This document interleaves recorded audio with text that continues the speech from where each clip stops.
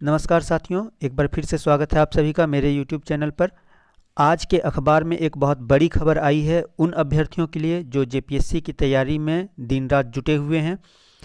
उन अभ्यर्थियों की तैयारी को एक नया जोश प्रदान करने का काम यह अखबार में छपा आज का न्यूज़ करने वाला है। तो आइए आज हम देखते हैं कि वह न्यूज़ कौन सा है, उसे हम डिटेल्स में देख लेते हैं एक बार। न्यूज़ के अनुसार जेपीएससी एक साथ 4 सिविल सेवा परीक्षा लेगा। इस बात की मंजूरी सरकार के द्वारा जेपीएससी को दे दी गई है। राज्य सरकार ने झारखंड लोक सेवा आयोग को एक साथ 4 सिविल सेवा परीक्षा नई नियमावली के साथ लेने की मंजूरी दे दी है। नई जो नियमावली बनाई गई है उसके अनुसार यह परीक्षाएं लेने की अनुमति जेपीएससी को सरकार के द्वारा दे दी गई है। कार्मिक व प्रशासनिक विभाग ने आयोग को 7वीं, 8वीं, 9वीं और 10वीं यानी कि 2017, 2018, 2019 और 2020 की परीक्षा एक साथ लेने के लिए विज्ञापन जारी करने की स्वीकृति दे दी है। साथ ही कार्मिक विभाग ने अब तक 249 रिक्त पद भी उपलब्ध करा दिए हैं। 249 रिक्त पदों के लिए यह विज्ञापन आएगा। हालांकि इसमें शर्त रखी गई है कि रिक्त पदों की संख्या घट या बढ़ सकती है। वो जो पद रखे गए हैं 249 वह अभी इसे मतलब एक इसमें बढ़ाव या घटाव हो सकता है। कार्मिक विभाग द्वारा कुछ अन्य विभाग की रिक्तियां आयोग को भेजनी है। बाकी रिक्तियां भी मिलते ही जेपीएससी द्वारा इस माह में, जनवरी माह में ही विज्ञापन जारी कर दिए जाने की संभावना है।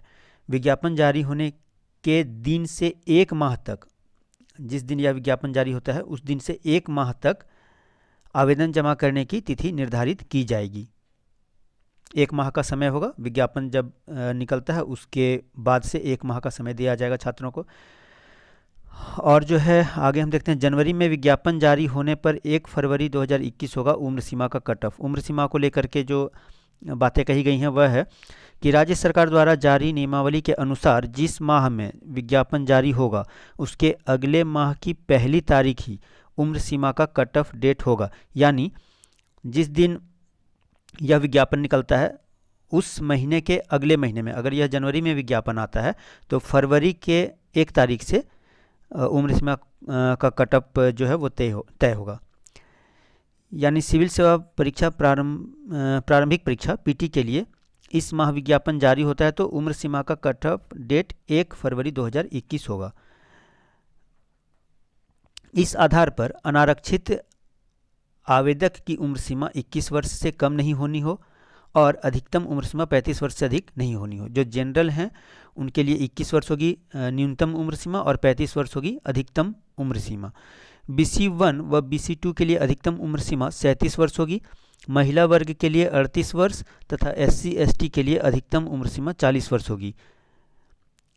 EWS के लिए निर्धारित जो अधिकतम उम्र सीमा वह 35 वर्ष होगी। निःशक्त और 10 वर्ष तक एक्स सर्विसमैन की 5 वर्ष सर्विसमैन को 5 वर्ष की छूट दी जाएगी। जो निःशक्त हैं और जो एक्स सर्विसमैन हैं उनको 5 वर्ष की छूट दी जाएगी।